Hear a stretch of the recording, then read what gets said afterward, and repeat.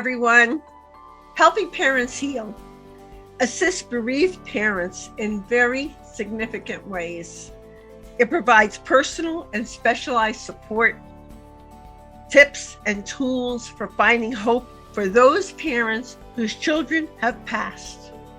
It offers much needed peer support, which aids in the healing process, going a step beyond other groups because it supports the open discussion of spiritual experiences and evidence for the afterlife in a non-dogmatic way.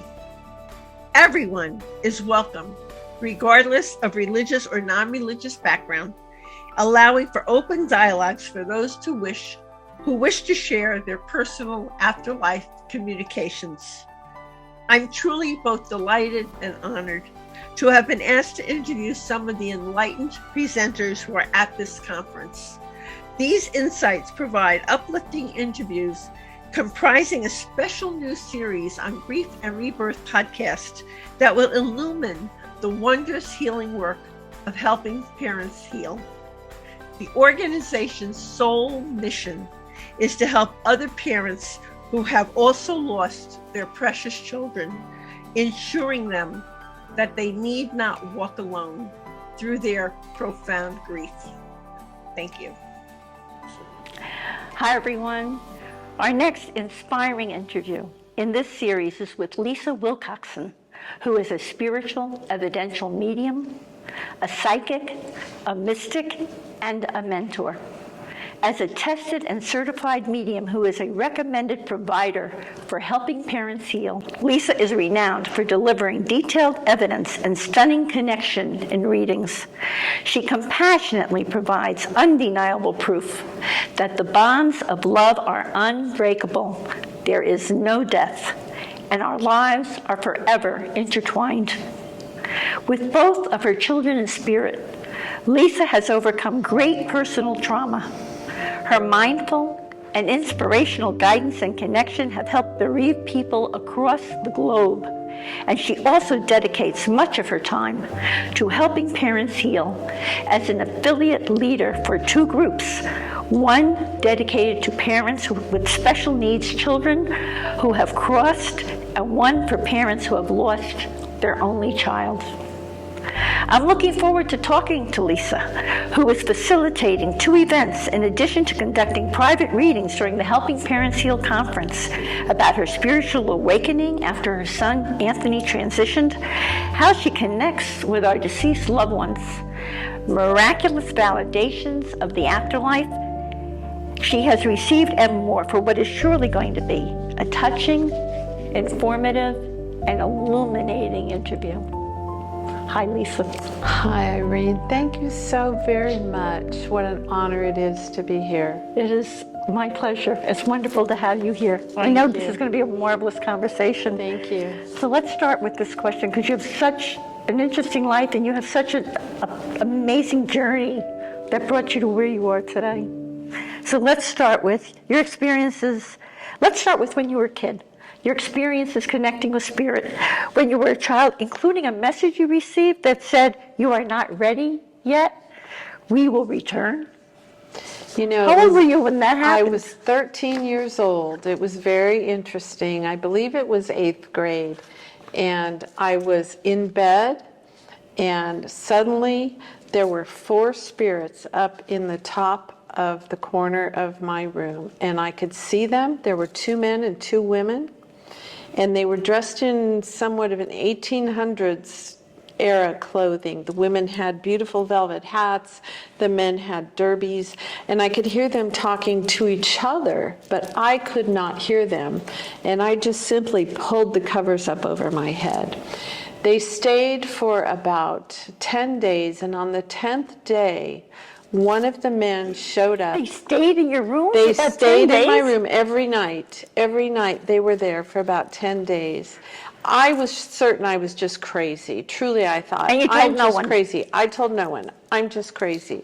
Well, I was the basketball manager for the junior high basketball team. And we were in the gym, and one of them appeared, and then I was certain I was crazy. I ran into the locker room, and he said to me, "You are not ready yet, we will be back." And I never saw them since, except for my aunt has recently told me about 2 aunts that I had in history who were also in the spiritual realm of being able to deliver evidence. That's amazing. So your path was set, but you didn't know it yet. I had no idea. And they chose a really fascinating place to let you know. They did. They did indeed. But that was evidential in and of itself, that it was not my bedroom and woo-woo, and it was in plain sight and plain day, and they told me what they were doing, and then they disappeared. So the memory of that message, "You're not ready yet, we will return," you kind of forgot about it. It faded away. I did. And then now you get married. One night you're getting ready for bed. You come out of your closet and exclaim to your husband, "I just saw my mom. I don't understand. There's no crying in heaven." Tell us what that was. Well, you know, actually, I need to back up with that. In the year 2000, in 1988, my first son was born, Michael, and he was a beautiful baby. And at the age of 1 month, he got his first DPT shot, and he had a severely toxic reaction and immediately started having seizures. His seizures got so bad that we had to remove the occipital lobe of his brain and do a corpus callosotomy, separating the lobes of his brain.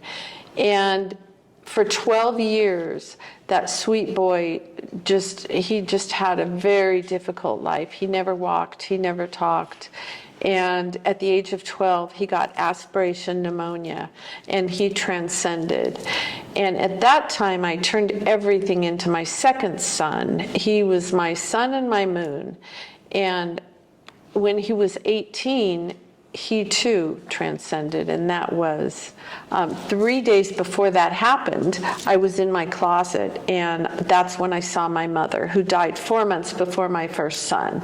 I was shocked to see her, because not only because she was crying, and I was still of the belief that heaven was harps and angels on clouds, as Rumi says, but that I saw her. I don't know which shocked me more. 3 days after seeing that, I recalled having seen her in the closet when I got the call that Anthony was on the ventilator. And of course, he didn't survive that. What can I ask you? What caused Anthony to transition? He was a freshman in college, and you know, it's interesting because his soul knew. His soul knew. When he was 4 years old, he told me, I looked in the back seat, in the car seat, and he had big old crocodile tears running down his cheeks. I said, "What's the matter, baby?" He said, "Mama, when I'm 18, I'm going to leave you, and I'm so sad. I'm going to miss you so much." And I said, "When you're 18, you'll be a big boy. It'll be okay. You go to college." And 2 months before he left his body, he told me, "Mom, I drank a whole bottle of vodka and I thought I was going to die. I'm so afraid I'm going to die, Mom. Will you watch out for me?" He was a freshman at Arizona State University. He went to a party. A synthetic drug was administered in his nose, and he immediately had a heart attack and died. Somebody purposely put that drug in his nose? Yes. Were there any consequences? The gentleman that did that served 2 years in jail for that, and that's been a challenge in my life. That must be a big challenge for you in the area of forgiveness. It is a very big challenge in the area of forgiveness. Wow, yes. wow. After Anthony passed, you had an amazing eye-opening experience at a grief retreat in a Tao Buddhist center when you were awakened by a young girl dancing at the foot of your bed. Would you like to tell us about that? I would love to, but first I need to give you the preface to that.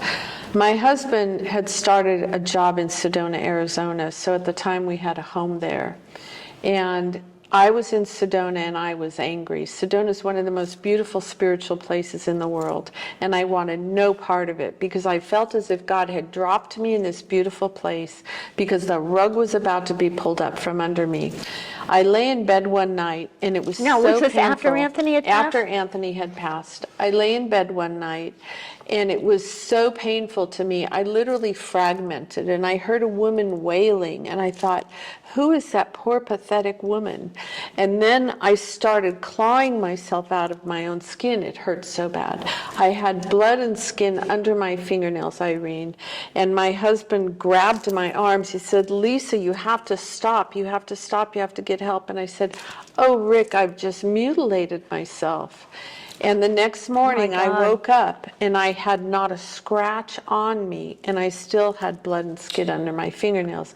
That was my first realization that there was something bigger. Truly, there was something carrying me through this dark night of my soul.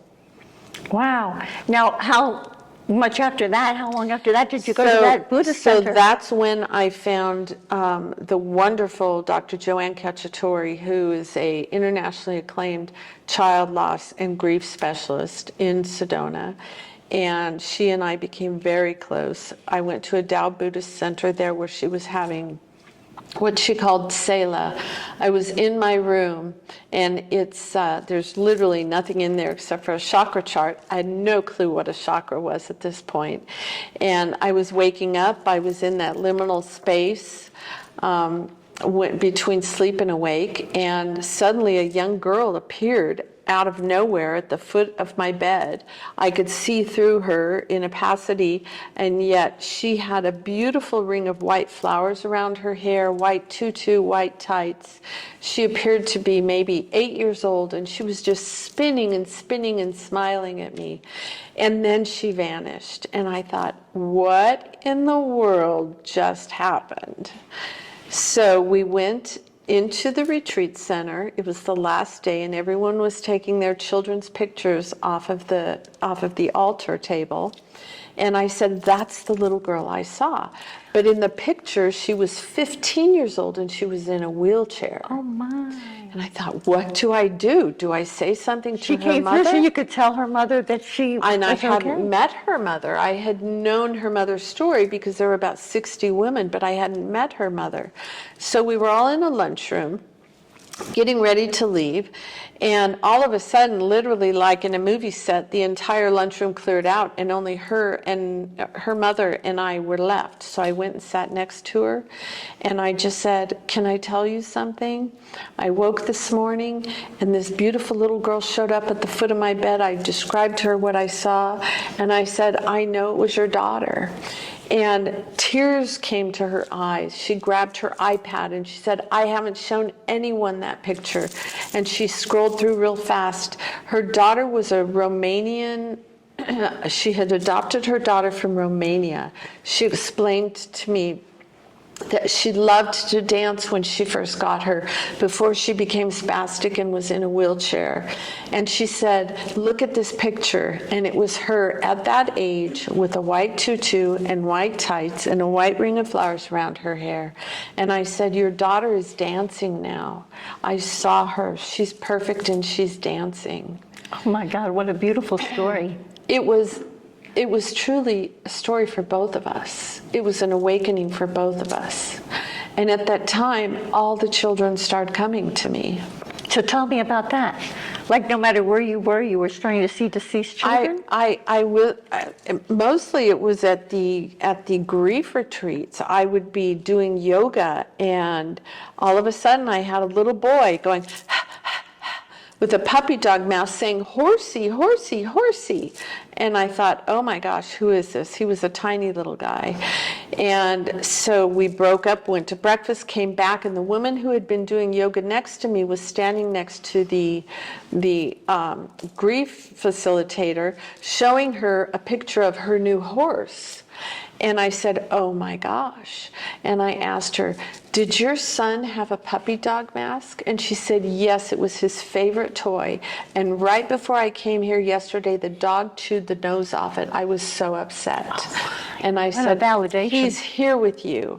He's here with you. He's happy. He's right at your feet. And the way I see the children all the time is no different than if they were in their physical bodies. The essence they show, what they are able to communicate in so very few images, words, whatever it is that I hear, whether it's clairvoyantly, clairaudiently, clairsentiently, it's just phenomenal. Could you explain how exactly you communicate with these deceased loved ones and these children? Is it clairsentience? Is it clairvoyance? Or you just get an image? How does that work? In the beginning, it was clairvoyant and clairaudient. I would hear them and I would see them. At the point that I realized I was getting messages from children, I decided I wanted to learn more. I went through a couple of instructors until I found the world-renowned Grand Dame of Mediumship, Mavis Patilla, who I've studied with for almost 5 years. She and Jean Else are just very near and dear to my heart. And she took me and she stripped me of everything I knew, and she taught me a better way to develop my clairs so that I can use them all fully and blend them for the divine God source and to be able to do this work. What a blessing. So now you're a certified medium, and you also describe yourself as a mystic. So for all of us who need to know, what do you do to become a certified medium, and what is a mystic? Well, my certification was mainly through helping parents heal, because they are an invaluable resource for bereaved parents. I went to a medium myself early on, and it was a far less than loving healing experience. In fact, it was very traumatizing. In what way? I would prefer not to even say, but Okay. The information she gave was not only incorrect, but she drew conclusions. She told me that my son Michael, who was in a wheelchair, who was the most sweet, innocent, saintly child there was, he never walked or spoke. He was like an infant for 12 years. She told me how he was sorry for all the terrible things he did in his life, and he was sorry for, and it was just, nothing resonated, and I could just tell, I could just feel that this was not my child. She was like making it up. The information she gave me was harmful. And at that point, when I knew, because I had been seeing what the children gave to me, I thought, this just isn't right. There has to be ethics in mediumship. And of course, the children in spirit know my heart and know the hearts of those who truly they come to work on their behalf, because we're merely the channel to deliver the evidence. It's evidence-based, so that we know that this is our child. And the evidence is typically something that's so specific, and at the same time shoots that arrow through our heart that we just know, oh, that's my child. So that's how a person can identify when someone does not have integrity in mediumship. If it doesn't resonate. Your soul will know. Your soul will know. Yes. Because there are charlatans in every You know, it's interesting field. you use that word, because that's the word that I typically use for the person I was describing. However, I chose not to honor all people on their path. And yet that is truly how I felt at the time. Right. And tell us all about a mystic. What does a mystic believe? What makes you call I yourself a can tell mystic? you the definition of a mystic in Lisa Wilcoxson's mind. The definition of a mystic is when you really become awakened and you start seeing the connection between all things, and you start seeing the glory in sacred geometry, the glory in the Fibonacci spiral, the glory in the pyramids, in numerology, in ancient times, in all that is. It's so much more divine than any of us could have even imagined. I call the time before my children crossed my innocence of illusion, because that's when going along this life in this 3D plane was merely illusion. And now that I've been broken open, like the phoenix, which is why my children told me to coin myself the Phoenix Medium, not the Phoenix Medium, but in representation of all those who have had broken hearts, who become awakened, is that there's just so much more. It's just truly such a gift and such joy. Wow, that's amazing. So we've heard a few of the evidence a few stories of the evidence you've received about the afterlife. Do you have any other really good stories that you can tell us about miraculous validations of the afterlife that you've received? Oh my gosh, there's just countless. Like a few of the billions that you Just had. countless. I'm just going to go to the one that was brought back to my mind yesterday, because here at this conference there's 900 attendees. I've been able to meet so many of my beautiful clients whose children have touched my life, because with each validation I do, it's more validation for myself as well that my children are with me. And I was in the restroom, in fact, right next door here, and a woman walked in and introduced herself. I am the toothbrush.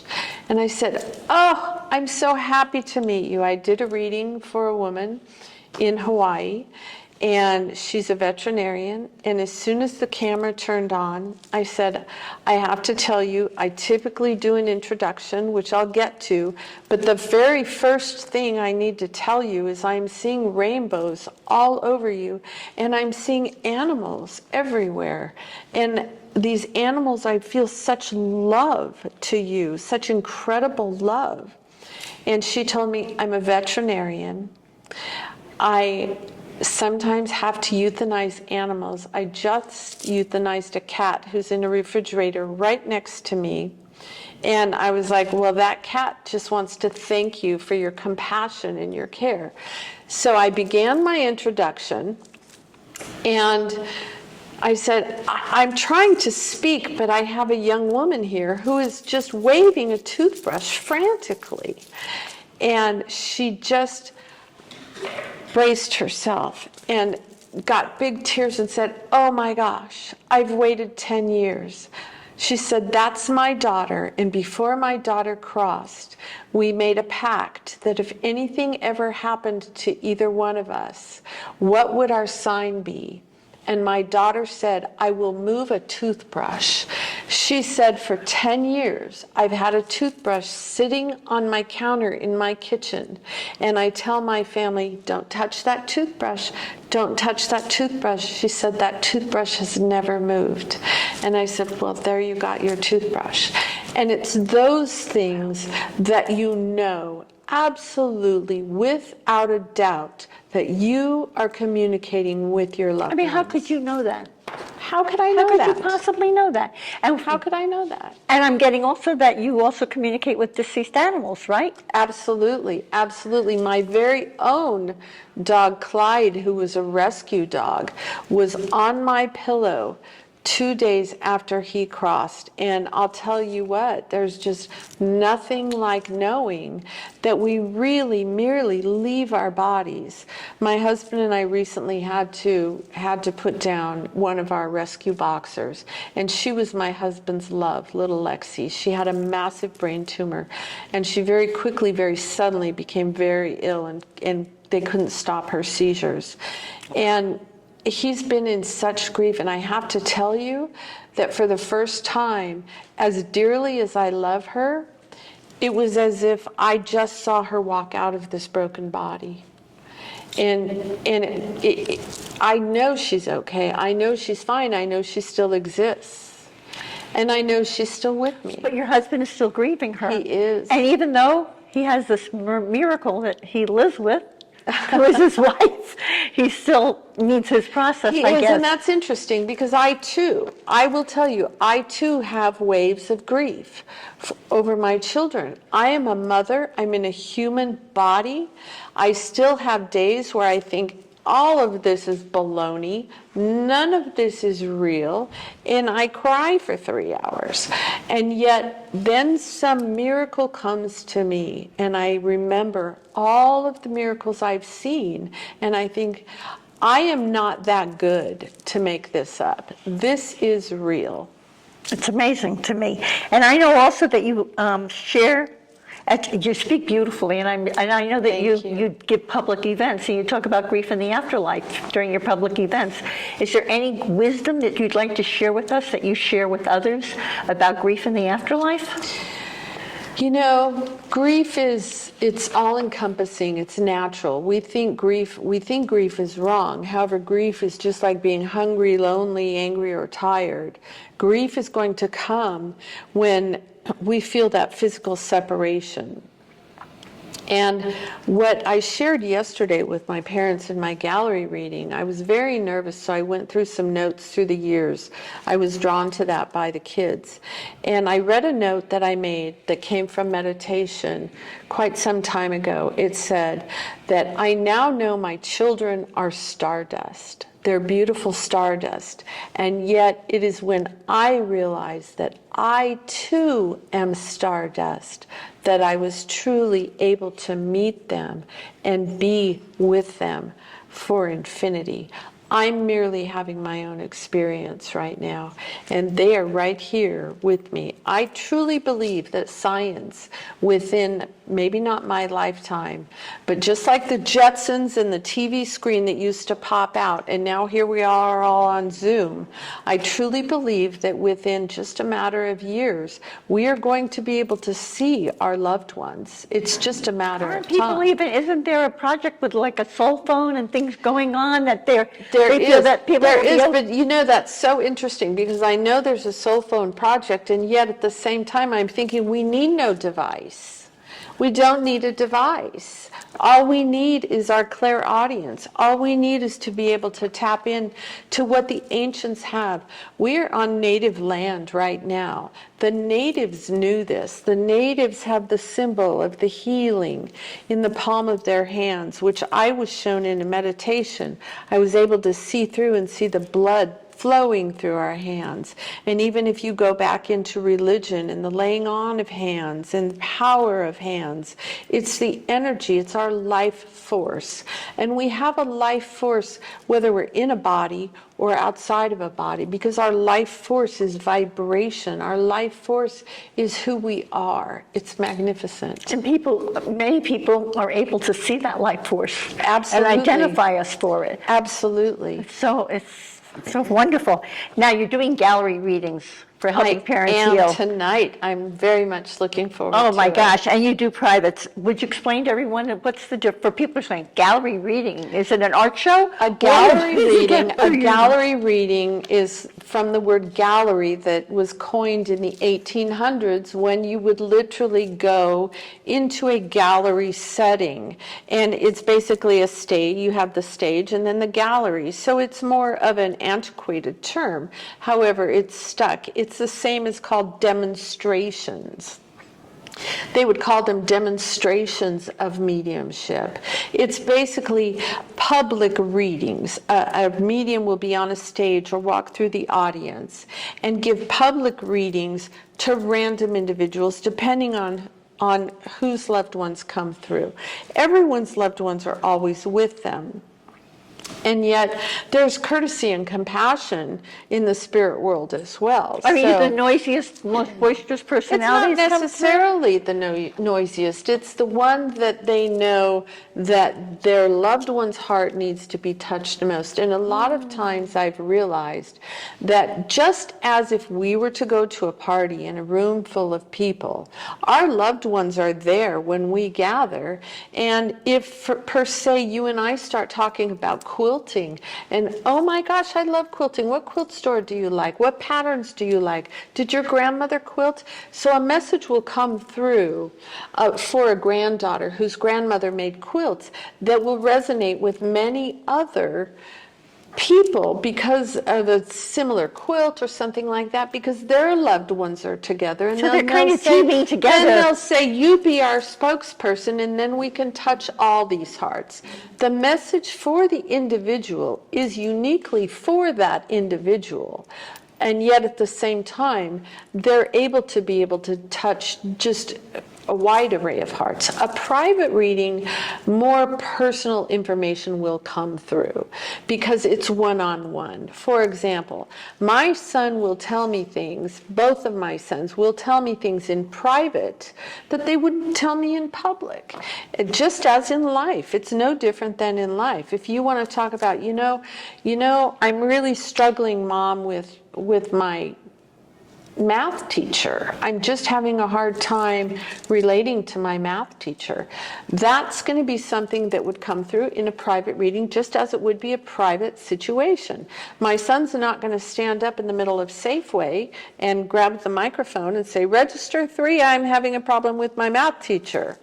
So this is the difference between the two. So a gallery reading is nothing more than a public demonstration. Not everyone gets a reading, but everyone will be touched. And a lot of people can relate to what's coming through. Exactly. And it opens a door. Exactly. It plants the seeds. Exactly. Now, what is the difference in information that you transmit? I know you're a psychic also. Indeed. So please explain. Someone wants to get a hold of you. Okay. And you do both psychic information and mediumship information together, or do you separate them out? And what is the difference? Because the psychic gets different information than a medium. Psychics read your aura, read your soul, my soul to your soul. So a psychic, I can look at you, I can find out how I feel about. What I would do is I would go into your past so that I can validate what has happened in your past, so that I can see what could be a possible roadmap for things that may be in your future, knowing that you have all responsibility for your own soul. And I always tell all my clients, don't let me or anyone else tell you anything that doesn't resonate with your own soul, because our own souls know. But it will help provide guidance. For example, if you think you look really good in the red dress, but you just don't know, you come to someone who's a fashionista and says, "You do look beautiful in that red dress." In the same way, if you're going to take a new job and you go to see a psychic and you think, "I'm not feeling real comfortable about this job," merely the psychic is just going to help explore what they see in your own soul. Mediumship is speaking with real people who have crossed. Psychic would be if you were to have a reading and your guides were to come through, or your archangels were to come through. So people would come to you for career advice, or for life advice, love, and all of that. Yes, exactly. And like if a deceased loved one comes through too, bonus. Absolutely. And in my readings, I'm open to psychic or mediumship. So I do both. And of course, that's up to the client to give permission for whichever one. And private mentorship, tell us about that. Private mentorship, mostly I do that with parents whose children have transcended, because I'm also an affiliate leader for 2 groups, as you mentioned, in helping parents heal, and also a caring listener. So there are times where people say, "I really want to learn more, I really need to learn more," and want to get together on a one-on-one setting, and we set times, and it has nothing to do with my affiliate groups or my caring listener, but through that it comes out that they really do want to learn more. And to be honest with you, Learn more is they want to learn more about how to connect with their children? Yes, because all mediumship is to prove there is no death. We all have these senses, so we can all connect with our children, not to the level of a professional medium, because I've worked very hard to get to, I've studied, I've spent countless amount of time really honing this ability to connect. And at the same time, it no more means that you can't connect yourself. It's just a validation. It's the same as being a track star. We can all run, but you have to have dedication, and you have to have talent. You have to have God-given physique to be able to go and stand on the podium with a gold medal. Wow, that's so interesting. And you have a personal transformation towards a joy-filled life, and goodness gracious, from what you came from and what you've been through. Would you like to share that with us? And do you have a tip for finding joy in life? Because you found it. You know, I have to say, accepting my grief was the door that opened me to the joy. Because So you would say acceptance It's like a magic word for that. Acceptance. Although acceptance is the one word I would never do. People would tell me I had to accept that my children were dead, and I refused to accept that. In fact, when the very first time I meditated, the first thing I saw was an Ankh, which means everlasting life. And I learned that my refusal to accept they were dead was the truest thing I ever could have done, because they are not dead. Accepting that I need to learn how to be in this new relationship. And my children are so close to me, so with me right now. I tell the story about the shoe. I pulled into the garage about 4 years ago, and there was a box of old shoes, Vans tennis shoes, worn size 11, and I just lost it. I grabbed one of those shoes. They were Anthony's. I grabbed one of those shoes. I stuck my face in it. I fell into a fetal position. I rocked, and I ugly cried on my garage floor, missing my son so deeply. Knowing that I speak with him, I see other children, the grief still comes. So as I'm rocking on the floor, sobbing into this sweaty old shoe, I realized, wait a minute, I never took his shoes out of his closet. And then I had a memory of my stepson Cody bringing a box of shoes to me to take to Goodwill before he went to the Navy. And I went, oh, gross, because they were Cody's shoes, and here I'm sucking the sweat out of Cody's shoes. And I went immediately at that time, Anthony appeared to me, and he looked down at me and said, Mom, you're pathetic. And I went from fetal position, ugly cry, to rocking, laughing so hard, the tears went to laughter tears, and that is exactly my ride in life right now. I was literally just in there crying, watching Dr. O'Driscoll and Jeff Olson speak, because they're so moving and so touching.